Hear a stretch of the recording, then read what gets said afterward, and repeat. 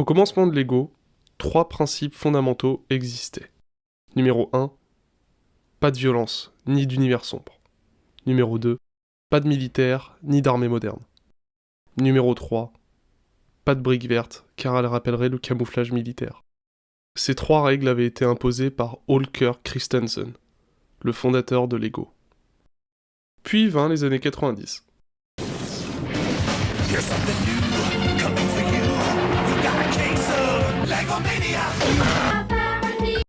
Aujourd'hui, nous allons commencer à aborder l'une des pires périodes de l'histoire de Lego. Mesdames et messieurs, bonjour, bonsoir, bienvenue dans ce nouvel épisode d'Une brique dans l'histoire. Aujourd'hui, on va parler des Lego Wild West.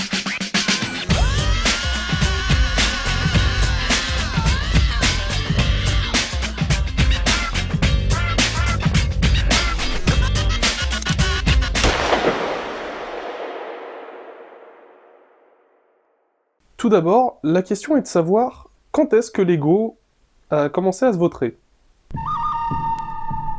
Nous sommes au début des années 90. Lego se porte bien, et même très bien. Les gammes comme System, Technics et Pirate se vendent bien. Le groupe est divisé en 2 sièges. Billund, au Danemark, pour l'Europe, et Enfield, dans le Connecticut, aux États-Unis, depuis 1975 pour le marché nord-américain. Ils ont bougé à Boston, en fait, en fin 2023.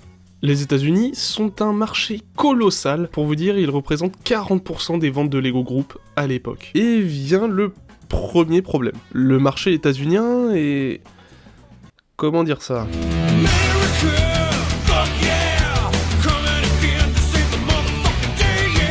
Ouais, voilà quoi. À partir de là, les premières tensions vont arriver au sein du groupe. Les États-Unis, eux, veulent des licences américaines pleines d'actions, de gentils et de méchants, d'espions et d'armes. Là où l'Europe reste sur la philosophie originelle du groupe, les briques servent à construire et non à détruire. Mais malgré quelques petits désaccords, tout va bien. Et puis vient le bilan de l'année 93. C'est un choc, les ventes stagnent. La démocratisation du jeu vidéo prend de court les jouets traditionnels et les firmes paniquent, notamment Lego. Lego est désespéré, et il se laisse influencer par les idées du siège américain. Ils vont commencer à investir des sommes astronomiques dans la recherche et développement de produits en tout genre, comme des gammes bizarres, ou encore des jeux vidéo. Résultat ? Ça ne fera qu'empirer les choses. Lego s'engouffre dans le début des dettes. Un nouveau plan de crise est déployé, on mise tout sur le marché américain. On revoit les anciennes gammes, et on les rend plus sombres. Et pour les nouvelles, on fait des gammes remplies de gentils et de méchants, d'armes à feu, d'action, et d'histoires sombres, tout en restant cartoonesque tout de même. À ce moment-là, à Billund, le conseil d'administration est divisé.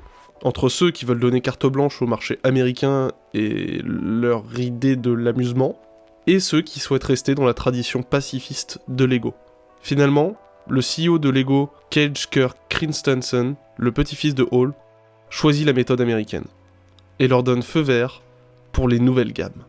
À ce moment-là, beaucoup de cadres de l'entreprise de la première heure démissionnent. Ce n'est plus Lego à leurs yeux. Et donc, pourquoi je vous parle uniquement de la gamme Wild West aujourd'hui ? Eh bien tout simplement parce que cette gamme cristallise absolument toutes les tensions qu'il y avait au sein de Lego Group à l'époque. Et puis la gamme Wild West, c'est un vrai cas d'école. On le reverra dans toute la rétrospective, mais on sait pas où ils voulaient aller avec. Et ça se ressent. Donc sans plus tarder, parlons des sets. Les premiers sets sortent en 96. Ils sont divisés en 2 catégories. La première, les cow-boys, la deuxième, les indiens. Pour les sets cow-boys, ils sont divisés en 3 sous-catégories. Les sets de l'US Army, les sets cow-boys et les sets bandits. Et voyons avec ces 2 premières boîtes comment Lego nous introduit à cette nouvelle gamme. Le premier set de la collection, c'est celui-ci, le 67-12 Sheriff Showdown. Ce set est certes petit, mais comporte toute la nouvelle stratégie de Lego. Si avant ils évitaient les tensions au maximum, sauf dans les gammes pirates, ici c'est beaucoup plus clair. Aussi, les premiers moules d'armes à feu de chez Lego font leur apparition avec le revolver ainsi que ce fusil. On y retrouve 2 figurines très récurrentes dans la gamme, le shérif, habillé de son super chapeau, ainsi qu'un bandit masqué, qui ressemble à moi à 4h du matin après avoir fini le montage de cette vidéo. Maintenant, passons à la seconde boîte de cette gamme, le 67-16. Et non, je comprends toujours pas la logique des chiffres chez Lego. Celui-ci nous présente le premier militaire de Lego, un soldat de l'US Army. Son uniforme est assez détaillé et retranscrit fidèlement ceux de l'époque. Il est accompagné d'un convoi de matériel militaire, et très honnêtement, je trouve que ce set est génial. Le seul problème, c'est la toiture en tissu. Elle vieillit assez mal avec le temps, donc en trouver en bon état aujourd'hui, c'est vraiment pas gagné. Là, je vous ai présenté deux petits ensembles qui, en soi, sont de très bonnes vitrines pour les nouvelles gammes. En effet, la nouvelle stratégie de Lego est de créer un tas de petites boîtes, comme ceci, pour toutes ces gammes. Des petits sets pas chers, appelant à l'aventure. Toute la force du nouveau slogan, Just Imagine. Maintenant, si vous le permettez, parlons de plus grosses boîtes. La première dont je vais vous parler est le 6755 Sheriff Lockup, le premier gros set des cowboys. Le set a l'air de loin muni de beaucoup de pièces, mais en réalité, il n'en est rien. Le set est composé de pièces novatrices pour l'époque, notamment ces petits murs marrons en forme de bûche. En réalité, ça permettait de faire moins de dépenses et proposer des sets moins chers pour attirer plus de monde. Les fonctionnalités sont assez minimes. Une trappe sous le bureau du shérif avec de l'argent, et la prison qui peut exploser à coups de dynamite, ainsi qu'un superbe avis de recherche. Il contient 4 figurines, le shérif, son adjoint, jeune et intrépide, et les 2 criminels les plus recherchés de l'Ouest, Flatfoot Thompson et Dewey Cheatham. Le prochain set de cette gamme, c'est le 6765. Et pour être honnête, c'est mon préféré. Pour compléter la ville typique du Far West, Lego Raido, quoi de mieux qu'une banque et un General Store. Voici Gold City Junction. Ce set est monumental. Figurines inédites, détails poussés et des tonnes d'aventures possibles. On a une diligence pleine de billets de sang, armée jusqu'aux dents, et on peut carrément faire sauter la banque. Le General Store, quant à lui, a un superbe écriteau sur le toit. Il est composé des mêmes pièces que le bureau de shérif, et d'ailleurs, on peut même y retrouver l'avis de recherche.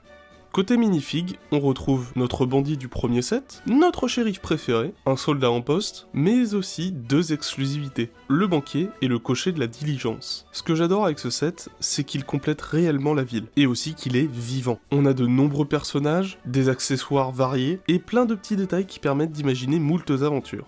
Maintenant, on va passer à celui que vous attendiez tous.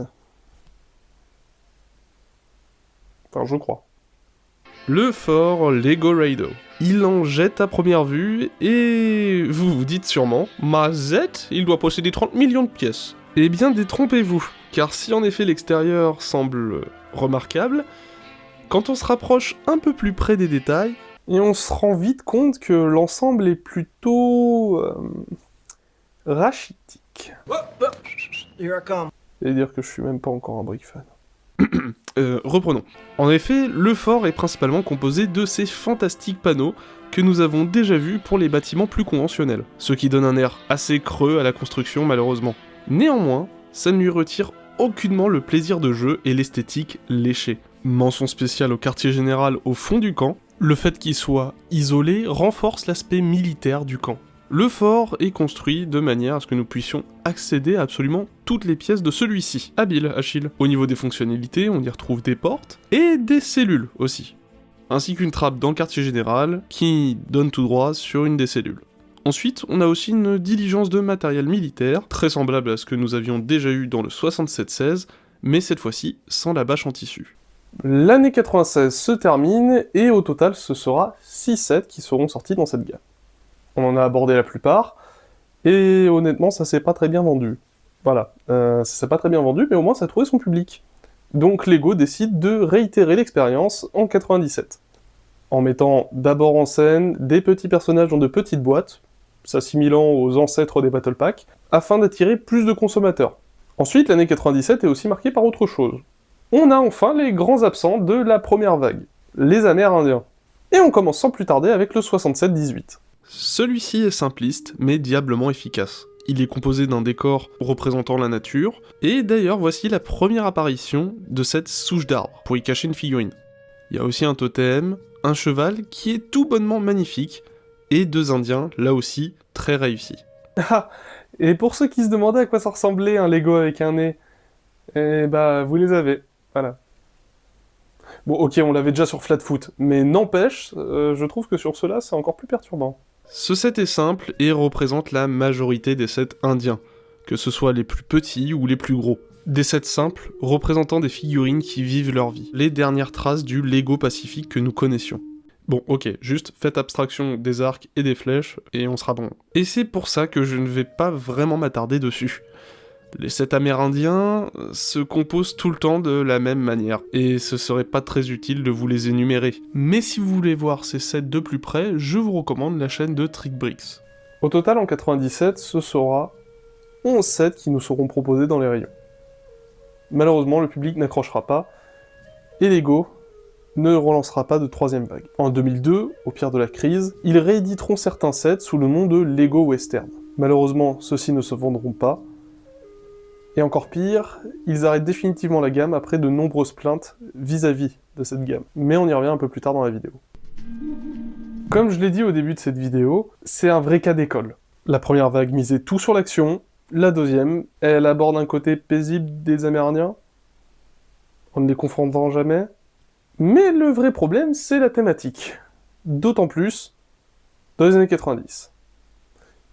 Et vous allez sûrement me demander pourquoi c'est plus difficile d'aborder la conquête de l'Ouest dans les années 90 plus qu'avant ou après. Eh bien, tout simplement, pour les événements de cette époque. Dans les années 90, un consortium d'historiens décide de remettre en question le fantasme de la conquête de l'Ouest. Mesdames et messieurs, laissez-moi vous parler du New Western History. Le mouvement du New Western History trouve ses marques dans les années 70, par l'impulsion de Patricia Nelson Limerick, Richard White, William Cronon et Donald Worster. Ils avaient pour but de dévoiler un autre visage de la conquête de l'Ouest. Le cow-boy n'était plus un héros, l'armée américaine n'était plus glorieuse face aux Indiens, mais complices de massacres. C'est toute une remise en question de l'histoire américaine fantasmée, mais c'est réellement entré dans le domaine public et dans les écoles dans les années 90.